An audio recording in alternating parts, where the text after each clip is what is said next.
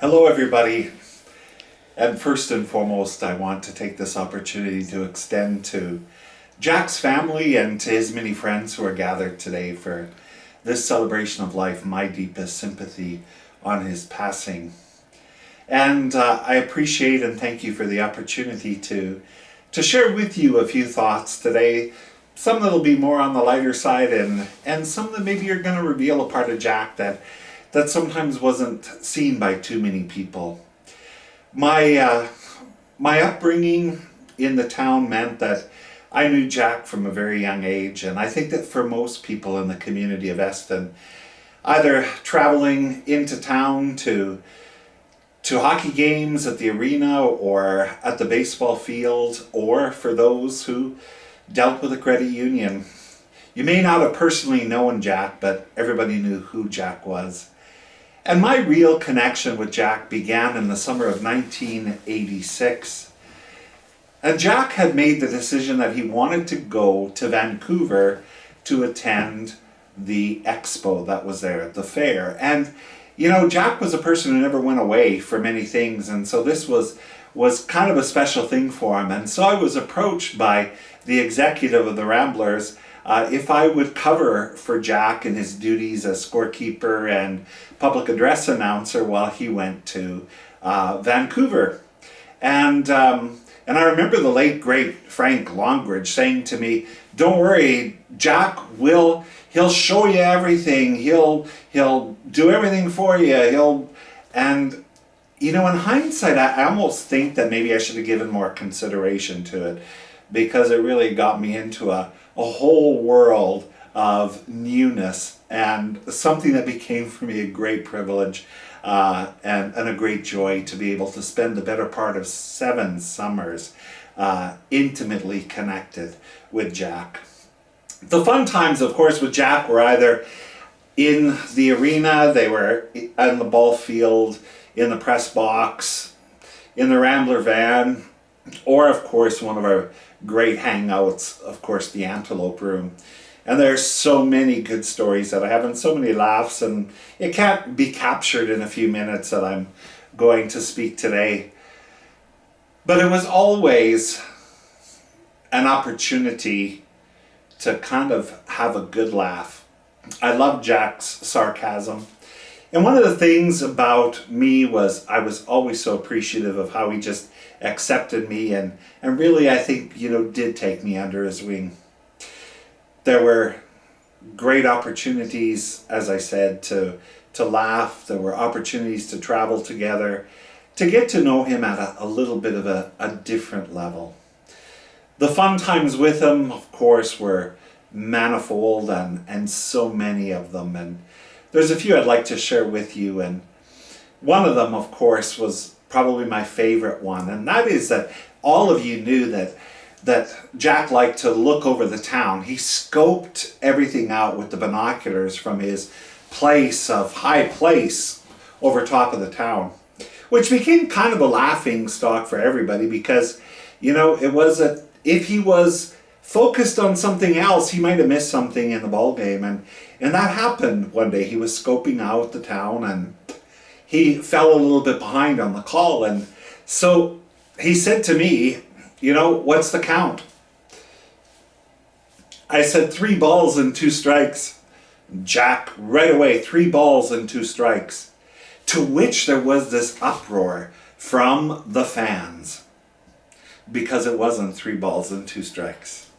And I thought, I'm going to get yelled at. The Honorable Brian Watson, who was the plate umpire that day, showed his frustration, turned around, looked up directly into the press box, holds his fingers out and says, "Jack, it's 2 balls and 1 strike," and waves his fingers like that. Well, I can tell you Brian Watson had some fingers showing to him that day too. And guess what? I got yelled at. Jack didn't think it was funny, but I've held it in my heart ever since.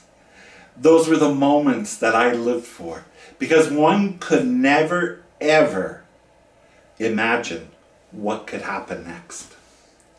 Jack was the one who affectionately gave me the name the Pope. Of course, when I began doing my volunteer work for the Ramblers. I was in the seminary in the early years of the seminary. And so Jack, at one of our visits to the Antelope Room, ended up giving me that moniker, which kind of just hung on forever. I was the Pope. Jack Scott became affectionately known as Cardinal Sin. And that's how we communicated for the next number of years, always joking with each other. There was the incredible trip in 1988. It was in May. We were going into Saskatoon and we were picking up the imports. And of course, it was always kind of an exciting time for us. First of all, to get the players who were going to help the team. But the other part was that you never knew what those imports were going to be like. And so we'd scope them out to see who was going to be easy to deal with, harder to deal with, checking it out if that person was going to be a good fit for where they were living. And so Jack and I were at the airport in Saskatoon, and along comes that infamous ding, the ding that you always hated, and it was Air Canada paging Mr. Jack Scott. Mr. Jack Scott, would you come to the Air Canada desk for a message? Jack knew right away what was up. And it was that the ball players we were expecting got held up in custom and missed their flights into Saskatoon. And you know, Jack didn't like those kinds of things. And although he was a little man, Jack's ability to jump when something didn't go right was always very, very present. And so my task was to get him calmed back down. On the way home, driving down Highway 7, by the time we made it to Delisle, Jack was kind of back to being okay with everything. He was a little upset that he was going to have to make another trip to the city the next day to bring the boys out to Eston. But as we made our way home, it was one of the first times that I actually got to speak to Jack about what I consider some heartfelt and some things that we really didn't get to see. Jack was always presenting himself as being kind of a tougher person on the exterior, but he had such a gentle heart. And he began to speak about his parents. It was one of the things that he left with me, a beautiful line. He said, you know, we don't ever respect and love our parents enough. And he would speak about his parents. He spoke about his family and his upbringing. And by the time we reached Rosetown, we were singing old hymns, old church hymns. Certainly ones that he would have heard his mother playing on the organ countless times. And by the time we reached Eston, he was completely at peace, completely settled down. He made the trip the next day, brought the boys home, and it was all good. Jack was a person who was very much in tune with the community.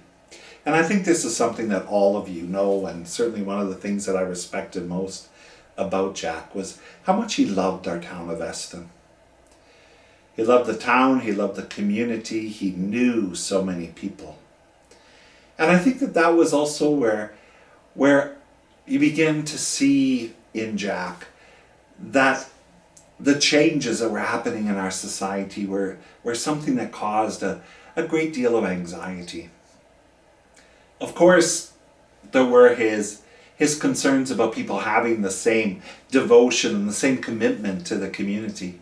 He would say things like, how is this going to carry on if people don't get behind and support it? And, you know, it's always the same old people that are doing the same things.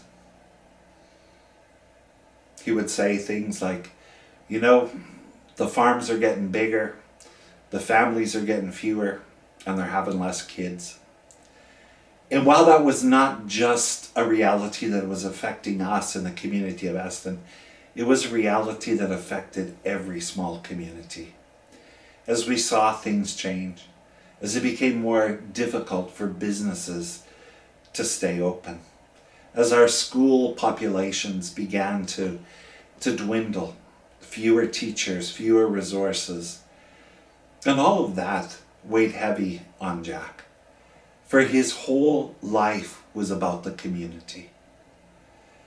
He even challenged me on the one day when he said, you know, you're going to go away and you're going to get all this education and then you're never going to come home again.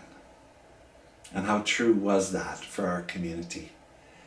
So many incredible individuals who went away, did such great things at university, really made a contribution to the greater society, but never did come home. And that always affected Jack. But he never ever lost a sense of optimism. And even the last time that I saw Jack, which happened to be at the homecoming a number of years ago in Eston, even though he was battling his own health issues, there was still that joy and there was still that sense of contentment that he had about being able to be part of such a great community. And that is, what we're going to miss. There's very few people that just give their complete all to a community, and Jack Scott was one of those people.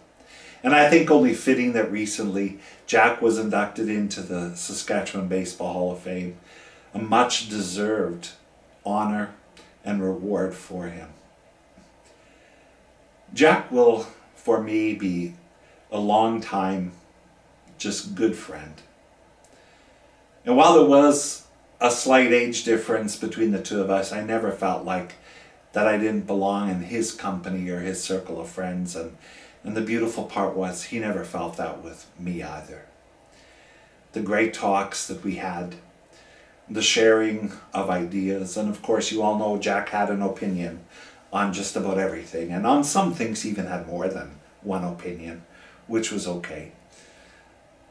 But that ability just to spend time with him, I cannot count how many laughs that I had either because of Jack or just being in his presence. He had words of wisdom always, and you're all aware of those many words of wisdom that Jack would always share with everybody. But it was, for me, 7 incredible summers that I say were the best times of my life. As a young person who is trying to make my own way in the world, just being there, just hearing him and putting up with his countless attacks, and I cannot tell you how many times that I was called "you dummy." That was Jack. But it was only later that, I was able to realize that when Jack said comments like that, they really were terms of endearment. Jack would, in the press box, always go after me about, me becoming a priest. And he said, why do you want to become a priest? And you Catholics, and why do you want to become a priest? You're never going to become a priest. And he would just ride me so hard. And I will never, ever forget the day of my first Mass, which was in that arena in 1995, when Jack came up and looked at me in the eye and said, "I always knew you were going to be a priest." I called BS on it, but it was Jack, and it was all good. I'm going to miss Jack Scott. And I have missed Jack for many years, not being in his presence and not having the opportunity to share all those hours together that we did. But I know I will see him again. Because I don't believe that our good Lord puts people in our lives to take them from us so that we never see them again. I know that one day, when the ducks are on the pond again, that I will see him. And so I thank you, Jack. I thank you, the community of Eston. I thank the Ramblers. And with that, the only thing left to say is, ladies and gentlemen, the Eston Ramblers would like to thank you for attending tonight's game. Have a pleasant evening, and please drive safely. Take care, Jack. Rest easy. We'll see you soon.